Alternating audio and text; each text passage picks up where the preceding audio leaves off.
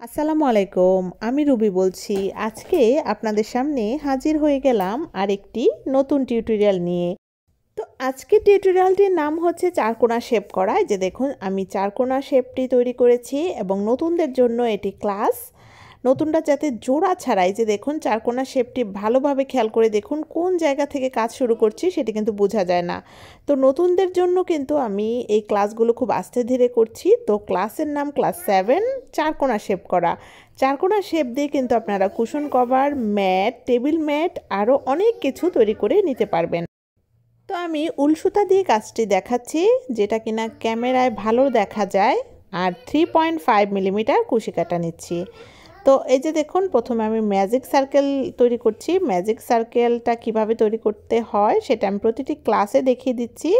এভাবে প্যাচ দিয়ে প্রথম সুতার নিচ দিয়ে কুশি কাটা নিয়ে দ্বিতীয় সুতা এই পাশের সুতার থেকে টান দিয়ে তারপরে ওই পাশ থেকে একটি চেন করে নেব। এই হয়ে গেল ম্যাজিক সার্কেল। তো ম্যাজিক সার্কেল দিয়ে এই কাজটি করতে পারেন, অথবা আমি পরেরটাও দেখিয়ে দিব। এই যে দেখুন, ম্যাজিক সার্কেল হয়ে গেল, একটু টান দিয়ে ছোট করে নিলাম, একটি চেন দিয়েছি, আরও দুটি চেন দিব, 1 2। তাহলে এই যে দেখুন 3টি চেন হলো, একটি ডাবল ক্রোশে। তো এভাবে আমরা ম্যাজিক সার্কেল দিয়েও কাজটি করতে পারবো, অথবা আমরা আরও একটি সহজ পদ্ধতি আছে, সেই সহজ পদ্ধতিতেও দেখিয়ে দিব আপনাদেরকে, যারা নতুন তাদের জন্য, যারা ম্যাজিক সার্কেলটা একটু ভেজাল মনে করে তাদের জন্য। তো এই যে দেখুন, আমি কুশি কাটার মাথার মধ্যে সুতাটা এভাবে প্যাচ দিলাম, প্যাচ দিয়ে কুশি কাটাটা ঘুরিয়ে নিব। এই যে দেখুন, কুশি কাটাটা ঘুরিয়ে একটি স্লিপ নট তৈরি করব। স্লিপ নট তৈরি করা কিন্তু অলরেডি ক্লাস 1-এ আছে, তাও আমি দেখিয়ে দিচ্ছি।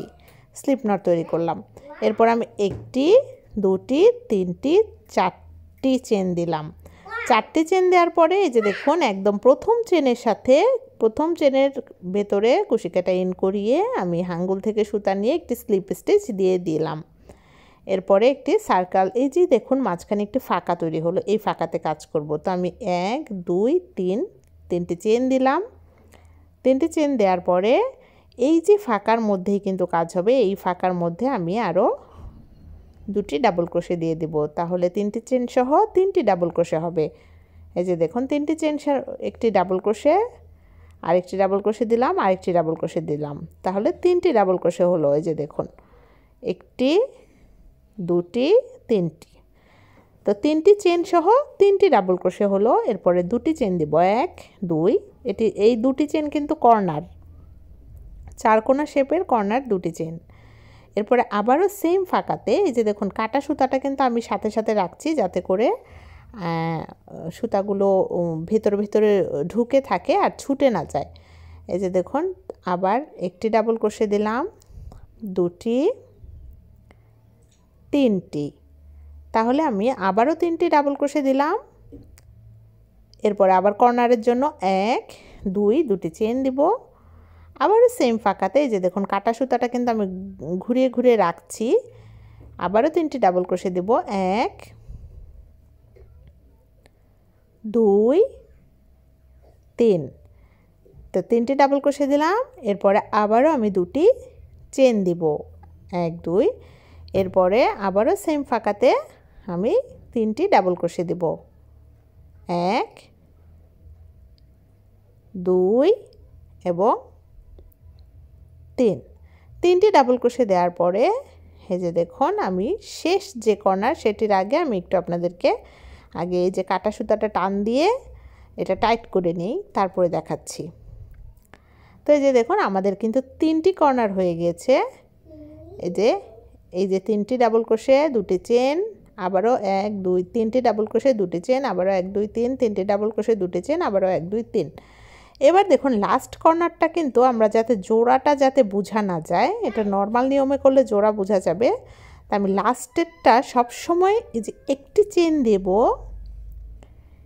লাস্টেরটা খেয়াল করবেন, একটি চেন দেব এবং এই যে 1 2 3 নাম্বার চেনের ভেতরে কুশি কাটা ইন করিয়ে একটি সিঙ্গেল স্টিচ দিয়ে দেব। এই যে দেখুন, 1 2 3 3 নাম্বার চেনের ভেতরে ইন করিয়ে একটি সিঙ্গেল স্টিচ দিব এখানে। এইভাবে করলে আর জোড়া বোঝা যাবে না। এই যে দেখুন আমাদের 4টি কর্নার হয়ে গেল, একটি চেন আর একটি সিঙ্গেল স্টিচে 2টি চেন হলো এই কর্নারে। এরপরে আবার আমি এখানেই 3টি চেন দিব এবং এখানে আমি আরেকটি ডাবল ক্রোশে দিব।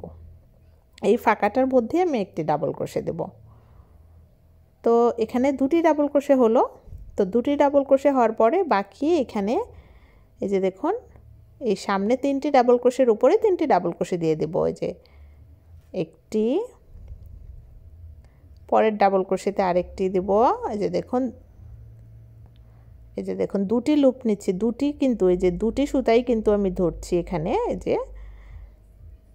এই যে 2টি ডাবল ক্রোশে দিলাম এবং লাস্টেরটাতে দিয়ে দেব 3টি ডাবল ক্রোশে। হয়ে গেল। এরপরে এই যে দেখুন 3টি ডাবল ক্রোশে দিলাম। এরপরে এইটা কর্নার মানে হচ্ছে 2টি ডাবল ক্রোশে দিব। 1 2, 2টি ডাবল ক্রোশে দিয়ে 2টি চেন দিব কর্নারের জন্য। নেক্সট রাউন্ডের কর্নার আবার 2টি চেন। এরপরে আবার সেম ফাঁকাতে 2টি ডাবল ক্রোশে দিয়ে দিব। 1 2। এই যে কর্নার মানে হচ্ছে এই যে দেখুন এই ফাঁকার মধ্যে 1 2 2টি ডাবল ক্রোশে, 2টি চেন, 2টি ডাবল ক্রোশে। এরপরে 3টি ডাবল ক্রোশের উপরে 3টি ডাবল ক্রোশে দিয়ে দিব। এই যে দেখুন 3টি ডাবল ক্রোশের উপরে 3টি ডাবল ক্রোশে দিয়ে দিব।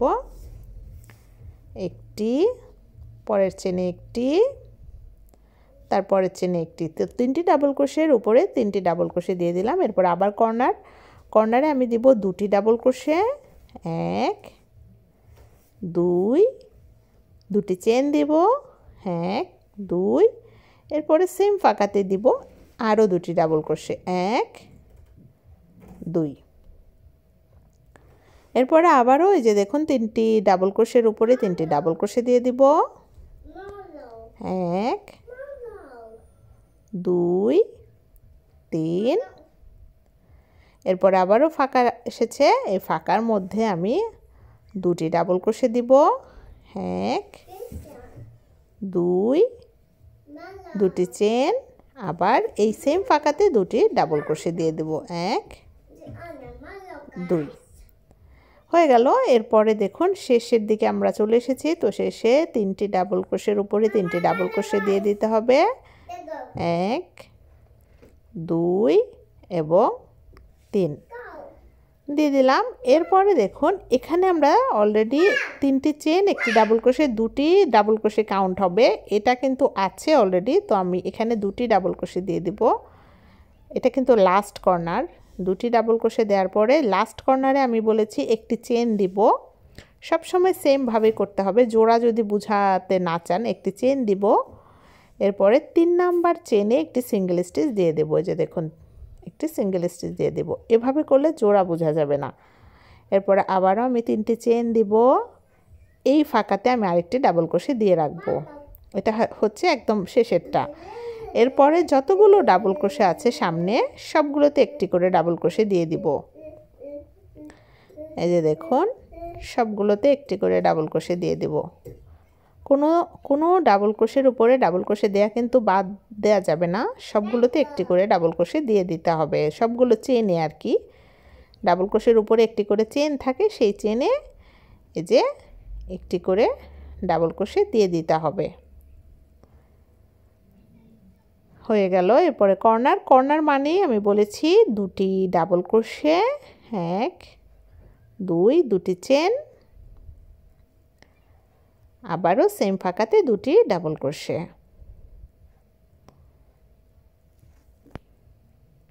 তো এই যে দেখুন কর্নারের কাজ শেষ। এখন সামনে যতগুলো চেন আছে ডাবল ক্রোশের, এই যে দেখুন সবগুলোতে একটি করে ডাবল ক্রোশে দিয়ে দিব।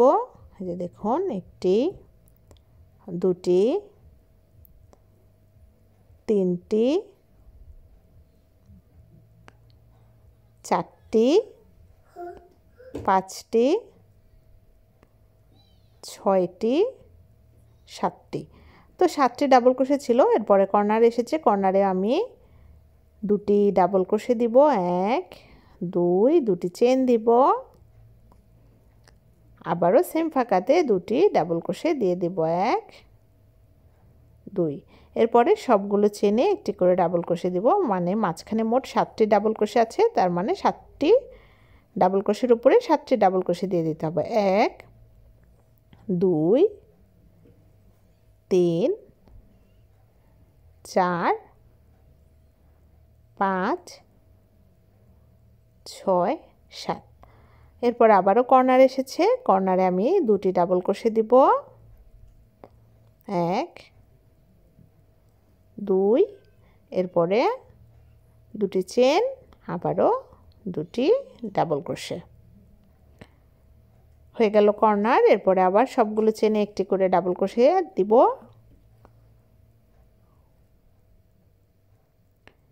এই যে দেখুন, কোনো চেন কিন্তু বাদ দেওয়া যাবে না।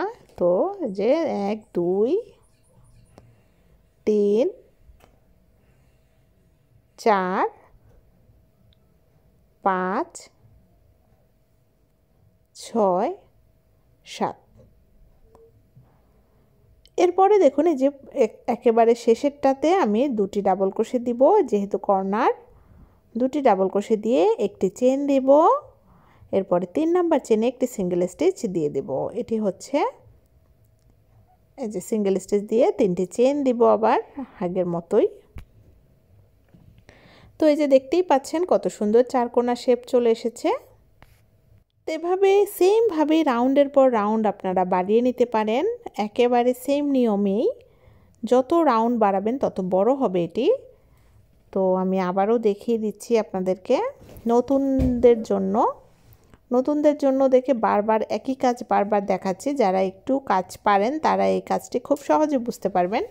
তো কর্নার মানে হচ্ছে 2টি ডাবল ক্রোশে, 2টি চেন, 2টি ডাবল ক্রোশে, আর বাকি সবগুলোতে একটি করে ডাবল ক্রোশে। আমি দেখিয়ে দিচ্ছি আবারও পরের রাউন্ড। তো এই যে দেখুন 1 2 3, একটি ডাবল ক্রোশে হলো, 3টি চেন মানে একটি ডাবল ক্রোশে। এই সেম ফাঁকাতেই একটি ডাবল ক্রোশে দিব, হয়ে গেল 2টি ডাবল ক্রোশে। তো এরপরে সবগুলোতে একটি করে ডাবল ক্রোশে দিব। এই যে দেখুন একটি, এরপরেরটাতে একটি, এভাবে সবগুলোতে একটি করে। এখানে কিন্তু গুনতে হবে না, আমি জাস্ট আপনাদের সুবিধার্থে গুনে বলছি। এছাড়া কিন্তু সবগুলোতে একটি করে ডাবল ক্রোশে দিয়ে দিলেই হবে। এই সারাক্ষণ গুনাগুনি করলে কিন্তু ঝামেলা মনে হবে। তো সবগুলোতে একটি করে, একদম কর্নার আসার আগ পর্যন্ত একটি করে ডাবল ক্রোশে দিয়ে যেতে হবে। যত রাউন্ড বাড়বে তত কিন্তু ডাবল ক্রোশের সংখ্যাও বেড়ে যাবে। তো এই যে দেখুন আমরা কর্নারে চলে এসেছি। তো কর্নার মানে হচ্ছে 2টি ডাবল ক্রোশে দিব প্রথমে, একদম প্রথমে 2টি ডাবল ক্রোশে দিব, 1, আরেকটি দিব 2টি, এরপর 2টি চেন দিব,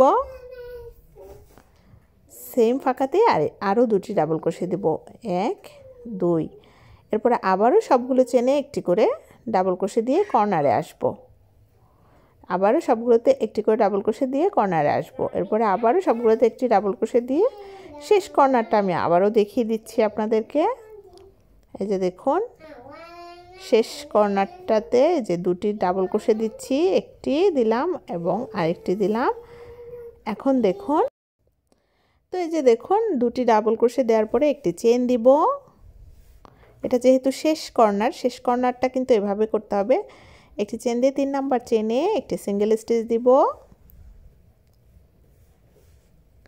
এরপরে 3টি চেন দিয়ে দিব। এই যে দেখুন এই যে ফাঁকাটা, এই 3টি চেন দিব, 3টি চেন এই সেম ফাঁকাতে একটি ডাবল ক্রোশে দিয়ে দিব। এরপরে আবার আগের মতোই সবগুলো চেনে একটি করে ডাবল ক্রোশে দিয়ে কর্নারগুলো করব। এই যে এভাবে প্রতিটি চেনে একটি করে ডাবল ক্রোশে দিব।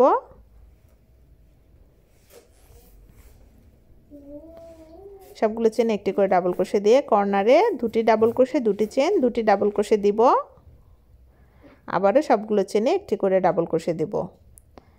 তো এভাবে করে রাউন্ডের পর রাউন্ড আপনারা যত চান বড় করতে পারেন, কোনো সমস্যা নেই। আপনারা হচ্ছে কুশন কভারের মাপ হচ্ছে 12 বাই 12 ইঞ্চি, 12 বাই 12 ইঞ্চি করতে পারেন, অথবা 18 বাই 18 ইঞ্চি করতে পারেন, 20 বাই 20 ইঞ্চি করতে পারেন। যত রাউন্ড করবেন ততই কিন্তু এটা চারকোনা শেপ খুব সুন্দরভাবে হয়ে যাবে। তো শেষ কর্নারটা আমি একটু দেখিয়ে দিচ্ছি যে দেখুন একটি ডাবল ক্রোশে দিলাম আর একটি ডাবল ক্রোশে দিলাম। যখন আমি রাউন্ড আর বাড়াবো না, এই পর্যন্ত শেষ, আমি কিন্তু আর রাউন্ড বাড়াবো না। যখন আপনাদের রাউন্ড বাড়ানো বন্ধ হবে তখন আপনারা শেষে দুটি ডাবল ক্রোশে দিয়ে দুটি চেন দিয়ে নর্মালি 3 নাম্বার চেনের সাথে, যে দেখুন 3 নাম্বার চেনের সাথে একটি স্লিপ স্টিচের মাধ্যমে জয়েনিং দিবেন।